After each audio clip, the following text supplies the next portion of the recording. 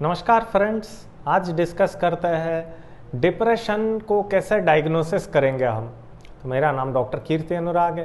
मैं एक senior consultant psychiatrist हूँ, एक डी एडिक्शन स्पेशलिस्ट हूँ और एक सेक्सुअल डिसऑर्डर स्पेशलिस्ट हूँ। तो आज समझते हैं कि डिप्रेशन के मरीजों को डायग्नोसिस कैसे करना है या क्या क्या टेस्ट करना है। तो पहला चीज़ है, डिप्रेशन बोलने से पहले हम बाकी शारीरिक प्रॉब्लम्स को रूल आउट करते हैं, जिसके लिए पहला चीज़ हम ये करते हैं non contrast brain CT scan, जिससे हमें पता चले कि मस्तिष्क में और कोई प्रॉब्लम नहीं है जिसकी वजह से ऐसे डिप्रेशन के लक्षण दिख रहे हैं। दूसरा चीज़ है ब्लड शुगर का जांच किया जाता है, क्योंकि शुगर में उथल पुथल की वजह से भी डिप्रेशन के लक्षण आते हैं। फिर थायराइड जो एक हार्मोन है उसका लेवल का जांच करना ज़रूरी है, क्योंकि उसके रेगुलेशन की वजह से डिप्रेशन के मरीज़ों में लक्षण देखने लगते हैं।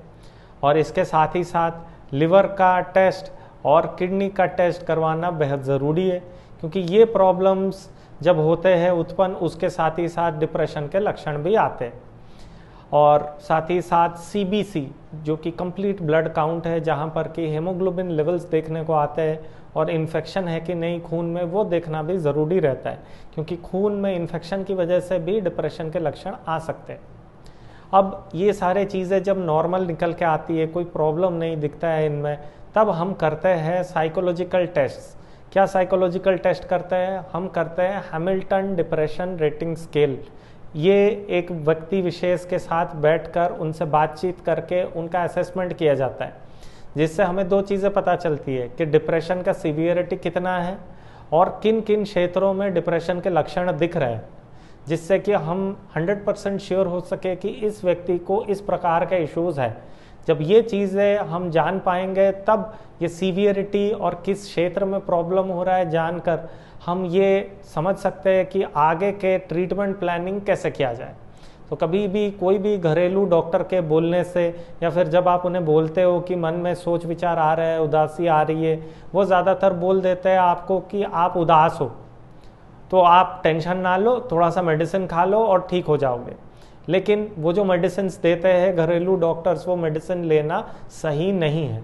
जैसे हम साइकियाट्रिस्ट या मनोचिकित्सक हार्ट के मरीजों को सही से ठीक नहीं कर सकते, क्योंकि हार्ट के बीमारियों के स्पेशलिस्ट हम नहीं हैं। तो अगर किसी को हार्ट अटैक होता है, हम सिर्फ बोल सकते हैं हाँ शायद कुछ हार्ट में दिक्कत है, लेकिन पूर्ण रूप से ये नहीं बता सकते हैं कि एग्जैक्टली क्या हुआ है, और उसका चिकित्सा हमारे से करवाना सही नहीं है।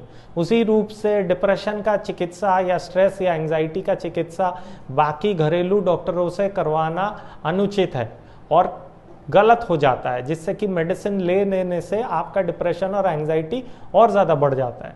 तो अगर आपको डिप्रेशन के लक्षण देखने को आ रहे हैं, तो प्लीज़ अपने आसपास के मनोचिकित्सक के पास जाइए, उनसे ये टेस्ट की जांच की मांग कीजिए और उससे अपना सीवियरिटी जान पाइए। उस हिसाब से आगे का प्लानिंग करके क्या ट्रीटमेंट लेना है वो डिसाइड कीजिए।